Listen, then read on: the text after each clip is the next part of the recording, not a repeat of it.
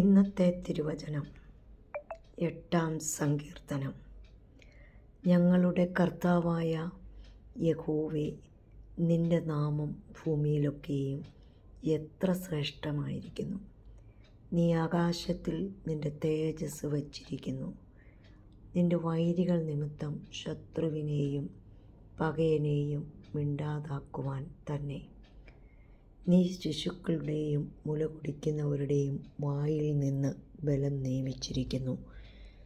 നിൻ്റെ വിരലുകളുടെ പണിയായ ആകാശത്തെയും നീ ഉണ്ടാക്കിയ ചന്ദ്രനെയും നക്ഷത്രങ്ങളെയും നോക്കുമ്പോൾ മർത്യനെ നീ ഓർക്കേണ്ടതിന് അവനെന്ത്?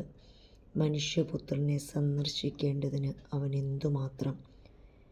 നീ അവനെ ദൈവത്തെക്കാൾ അല്പം മാത്രം താഴ്ത്തി തേജസ്സും ബഹുമാനവും അവനെ അണിയിച്ചിരിക്കുന്നു.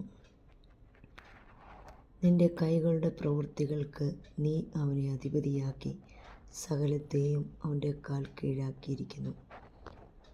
ആടുകളെയും കാളകളെയും എല്ലാ കാട്ടിലെ മൃഗങ്ങളെയൊക്കെയും ആകാശത്തിലെ പക്ഷികളെയും സമുദ്രത്തിലെ മത്സ്യങ്ങളെയും സമുദ്രമാർഗങ്ങളിൽ സഞ്ചരിക്കുന്ന സകലത്തെയും തന്നെ. ഞങ്ങളുടെ കർത്താവായ യഹോവേ, നിൻ്റെ നാമം ഭൂമിയിലൊക്കെയും എത്ര ശ്രേഷ്ഠമായിരിക്കുന്നു. ആമേൻ.